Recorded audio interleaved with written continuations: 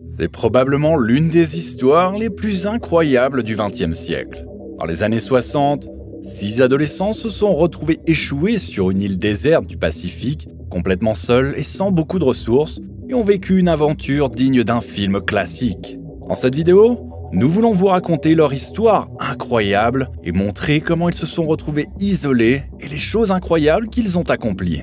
À la fin, nous vous présenterons également d'autres récits de survie qui montrent non seulement ce que l'être humain peut accomplir s'il le veut vraiment, mais aussi comment il est possible de survivre plusieurs jours au fond de la mer, sans sous-marin ni équipement de plongée. Alors préparez-vous pour une vidéo passionnante, ici sur Bon à savoir.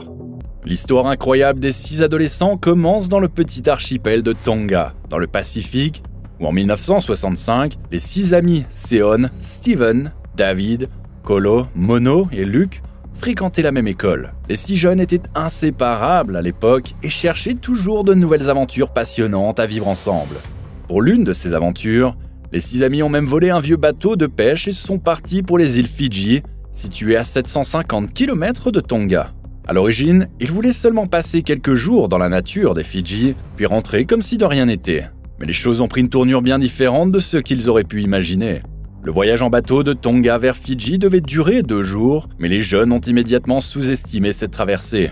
Ils n'ont emporté avec eux que 2 sacs de bananes, quelques noix de coco et un petit réchaud à gaz comme provision. Cependant, aucun des 6 n'a pensé à prendre une carte avec une boussole, et un seul d'entre eux avait la moindre idée de comment piloter un bateau. Malgré cela, ils sont partis au milieu de la nuit et se sont rapidement retrouvés dans des situations incroyables. Peu après avoir levé l'ancre, ils se sont endormis, ce qui a immédiatement fait dériver le bateau hors de sa trajectoire, les plongeant dans un véritable cauchemar. Le bateau a rapidement été pris dans une tempête, ce qui signifiait non seulement qu'il menaçait de se briser en morceaux, mais aussi que les 6 amis flottaient en mer ouverte pendant des jours sans jamais voir la terre. Comme leurs provisions s'épuisaient également très rapidement, ils ont dû immédiatement se battre pour leur survie, essayant de pêcher d'un côté et de recueillir l'eau de pluie dans les coquilles de noix de coco de l'autre pour éviter de mourir de soif. Alors qu'ils commençaient à perdre tout espoir de survie, ils ont finalement aperçu une terre et se sont crus sauvés. Mais leur combat pour la survie ne faisait que commencer.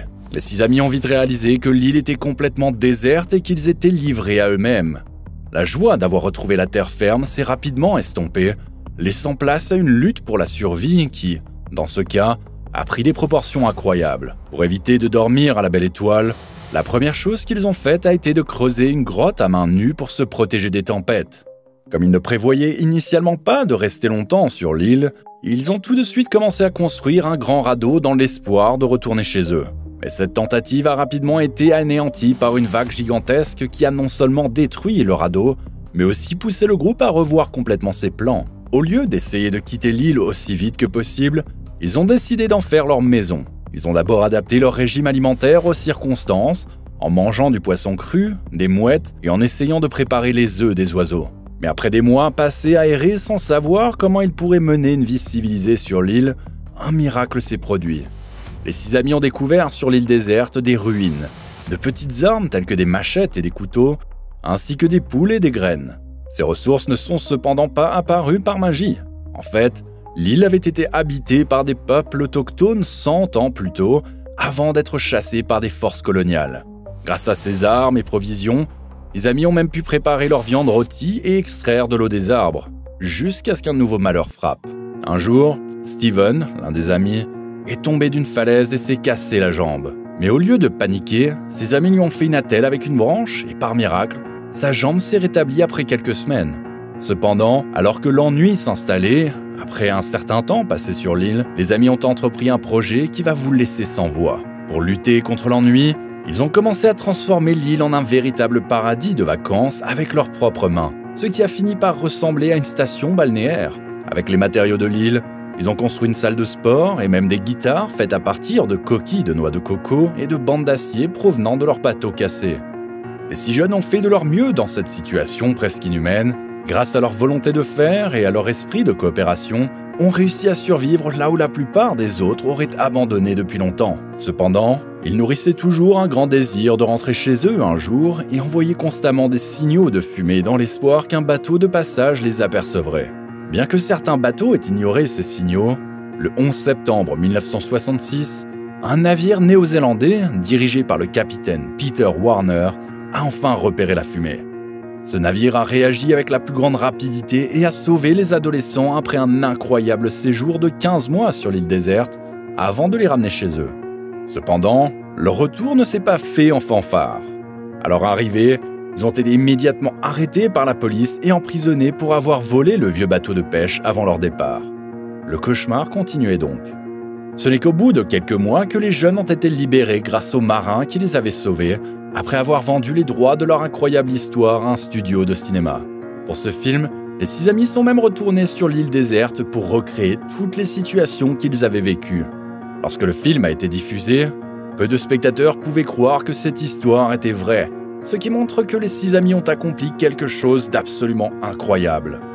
Comme annoncé au début, nous avons maintenant 2 autres histoires de survie incroyables en haute mer, qui montrent de quoi l'être humain est capable lorsqu'il s'agit de survie pure. Pour la première histoire, nous partons au Mexique et faisons la rencontre de José Salvador Alvarenga, qui détient depuis 2012 un triste record du monde.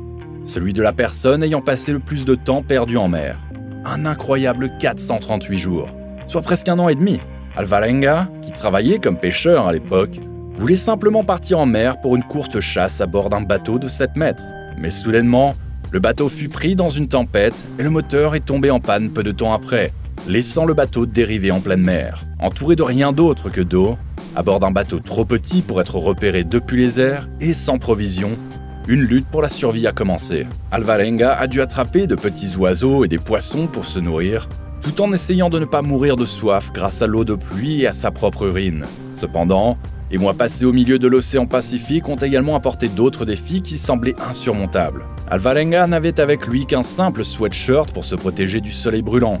Il a également été repéré par plusieurs cargos, mais aucun d'entre eux n'a accepté de l'aider. Ce n'est qu'après plus d'1 an qu'Alvarenga a découvert une des îles Marshall, à 8000 km de son port d'origine au Mexique, et où il a enfin revu un être humain après tout ce temps. Après avoir été sauvé, il est retourné au Mexique et a écrit un livre sur son combat pour la survie, qui s'est vendu extrêmement bien dans le monde entier. Cependant, il aurait probablement préféré se passer de cette expérience traumatisante. Pour conclure cette vidéo, nous évoquons maintenant un homme qui a également survécu à une situation incroyable. Cette fois-ci, il ne s'agit pas d'une personne perdue en mer, mais d'un homme qui a lutté pour sa survie sous l'eau pendant plusieurs jours. En 2013, un homme du nom de Harrison Ojegba Okene travaillait comme cuisinier sur un grand cargo à 42 km des côtes nigérianes. Cependant, lorsque ce navire a été frappé par une vague gigantesque et a commencé à couler peu après, il semblait qu'Okene allait bientôt perdre la vie.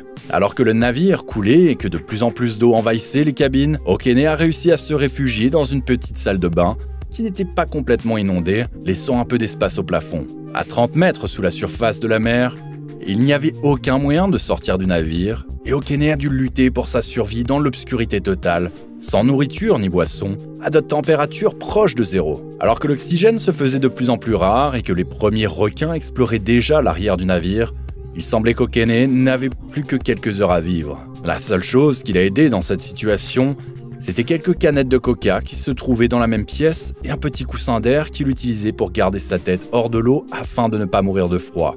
Après avoir passé 60 heures sous l'eau, alors que l'oxygène aurait suffi pour seulement 2 heures supplémentaires, il a enfin entendu un bruit rassurant. De nulle part, plusieurs plongeurs sont apparus, envoyés par la compagnie maritime pour récupérer des biens de valeur potentielle. Okene a enfin vu une chance de s'en sortir et s'est agrippé à l'un des plongeurs, qu'il a ensuite ramené à la surface, au péril de ses poumons. Une fois à la surface, beaucoup ont eu du mal à croire qu'il avait réellement survécu à cette situation, devenant ainsi la personne ayant survécu le plus longtemps sous l'eau, sans équipement de plongée.